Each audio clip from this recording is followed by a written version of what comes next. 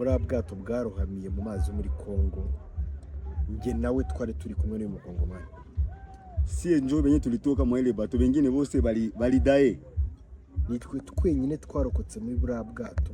Marafiki, inshuti ze, famille, abavandimwe biwe bote balikufa. Umuryango wose warapfuye. Wane kila mtu, abantu mwese mwache zambi, mugenzi ibintu gake gake.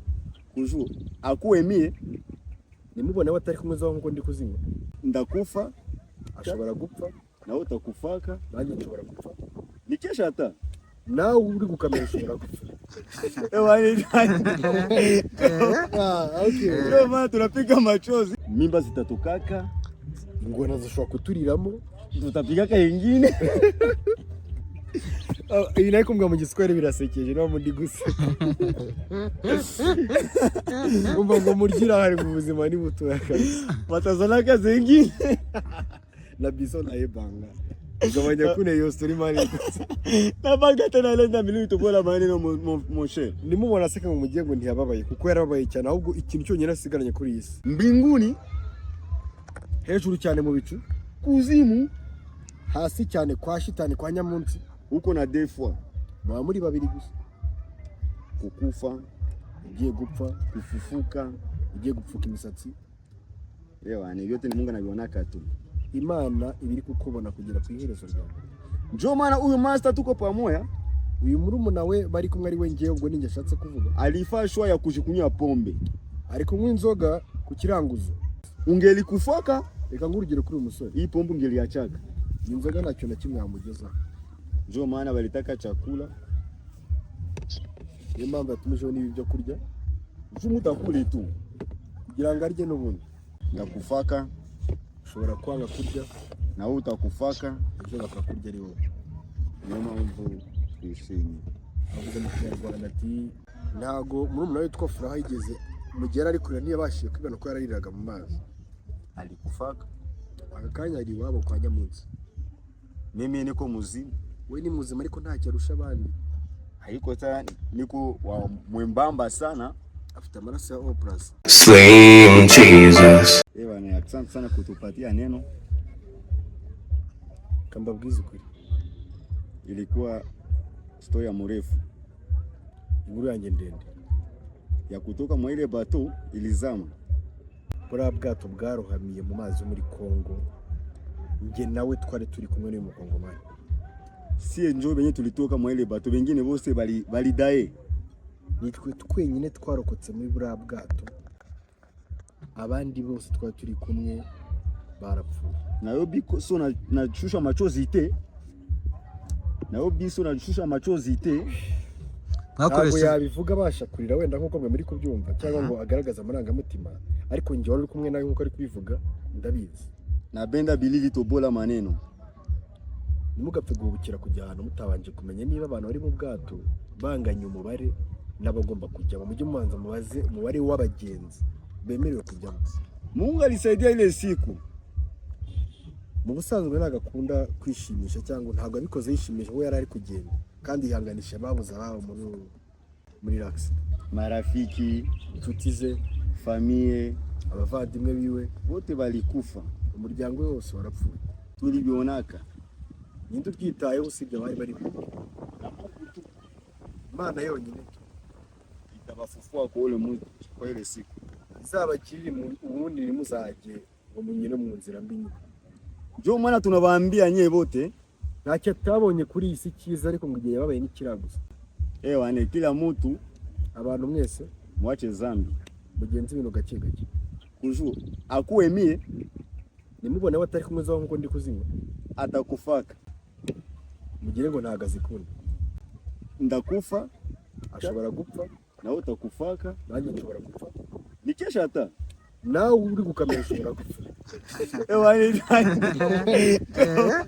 Okay. Ndio maana tunapiga machozi hii tu inalimo, ndimubona yishimye kigena gutya. Mimi machozi ni mingi mu moyo. Ariko ngo amarira ari kurira, ari kumanuka ajya mu nda. Bibyanga likufaka, umukongomani yarababaye cyane. Na mtoto wangu akikufa, n'umwana we arababara cyane. Napenda bilito bola manena yake wa peti. Ntabwo yifuza ko ari undi muntu uzongera kugira ibyago na bito biturutse muri iki kivu cya Goma. nayo kimanayo na nzambe te Cyane cyane abagore n'abana Mungu atasaidiaka na kufufua ababe hafi, kuko abagabo twe kenshi tukunda kwibera ibitambo. na peti yakawa N'umwana muto ari kunywa ikawa. tunacheka ujua kulia ni machozi tu. Murya ubuzima ariko mutekereza ko ubuzima ari buto. Ndio maana mimi nawaambia ase Muzana mbabwire mwese abato n'abakuru, mimba zitatukaka, ingona zishobora kuturiramo, tutapigaka ingine. Iyi nayo kumbwa mu Giswahili birasekeje no muri gusa. Umva ngo murgira hari mu buzima ni buto yakabisa. Watazana kazi ingine. Na bison ayebanga. Gabanya kune yo story mani. Na banga tena lenda milioni tukola maneno mon cher. Nimubona aseka mu mugiye ngo ntiyababaye kuko yarababaye cyane, ahubwo ikintu cyonyine asigaranye kuri iyi si ni byera kinywera gusa. Nayo bike na makambo Kuko nta kintu na kimwe yigeze saving yongeye kubona. Anatulifika kafasi Yarabitanze abimuvuzamo kwenye wanabibeshaka mimba na wanaitosha pale pale. Anatera inda madamu yumvise ko yaramye inda yikuramo. Ni ibintu bibabaje cyane. Ni danger mon cher. Mais tuko nalia Twese turi kumwe na tunayua kama turi bene muntu. Mungu atasaidiaka kwa ile siku. Imana izafasha buri kintu cyose yaremye kugeza ku iherezo ry'ubuzima bwacu. Kunywa Munywe au biache aho wabikura hose utakufaka. bifata ubirye, Batita kuyaka kuko bye nibijya kukurya ita angukaka mu mai. bizakumira bunguri. Ndio maana mimi nakwambia peti yangu. Reka ngurugero to ku bugari. Ane. Na yo bina benda bilitobola maneno Uko wabufatana n'isosi kose urabukanda ukumva buranepa. nazo kate na maneno te. Ushyiramo agasozi gato gatumira gake gake. Peti yakawa Murumuna wawe atakufaka ashaka kugusiga. Ndio maana tunacheka na tuko nalia. Ariko umuntu wenyine mushobora gusigarana muri kirage ni roho yawe yonyine iri muri wowe. Mbinguni Hejuru cyane mu bicu, kuzimu hasi cyane kwa shitani kwa nyamunsi, uko na defwa baba muri babiri gusa. kukufa, Ugiye gupfa, kufufuka. ugiye gupfuka imisatsi. Ni vyote ni Mungu anavionaka tu. Imana ibiri kukubona kugera ku iherezo ryawe. Ndio maana huyu master tuko pamoja. Uyu murumuna we bari kumwe ari we ngiye ubwo ninjye ashatse kuvuga. Alifaa shwa ya kujikunywa pombe. Ari kunywa inzoga ku kiranguzo. Na mimi nakunywa mai Wari kunywa amazi ku kiranguzo. Amazi y'ubuzima n'umwe nkuko yanyweye ajya ku ruhande. Ndio maana We na murumuna we tulinawaka bari koga gake gake. bato wengine bakikufa. Benshi muri bo ntabwo babashije kurokoka. Mimi na monshere hapa Nkaje nk'inshuti ye tulinawaka tukaba turi kogera ku rubaho rwavuye ku bwato. tukifika fasi ba polisi bake tukamata. Tuza kugerwaho n'inzego z'umutekano ziradufata. Monshere na mimi nabaambia Inshuti zanjye narababaye cyane, na nililiaka aranarira cyane bikomeye me cyane pe. Mungu Imana yonyine akisaidia niyo yonyine ishobora kubafasha tukibakia kwa dunia. cyane mu gihe tukiri kuri iyi. Ungelikufaka Reka ngurugero kuri uyu musore, hii pombe ungeliachaka. iyi nzoga ntacyo na kimwe yamugezaho. Ndio maana walitaka chakula. Niyo mpamvu yatumijeho n'ibi byo kurya Jumu utakule tu. kugira ngo arye n'ubundi. Maisha ni mafupi. Ubuzima ni bugufi. Ndakufaka Ushobora kwanga kurya na wewe utakufaka. ejo bakakurya ari wowe. Niyo mpamvu twishimye. Avuze mu Kinyarwanda ati niyo mpamvu. Wowe bivuge mu Giswahili kuko urumva Tunaga hii warabizi. Kinyarwanda ni gishi. Ni gishi. Hakuna matata. Papa wangu. Kishi kinasema sasa Kinyarwanda.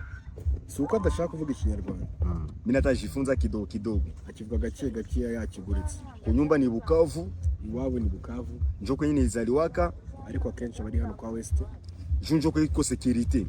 kubera umutekano uhagije uhaba. Polisi ya Rwanda Leta y'ubumwe iko na nguvu ifite imbaraga nyinshi ya kulinda population, yo gufasha abaturage, inabalinda bote. ikabafasha ndetse uko Banakula akarya bila probleme. bakarya nta kibazo, Hakuna masasi, nta kumva urusaku. bata se bakufe. Mungu anasaidia. Mubwira gabanye turatangiye none. twoge twagiye. Twende.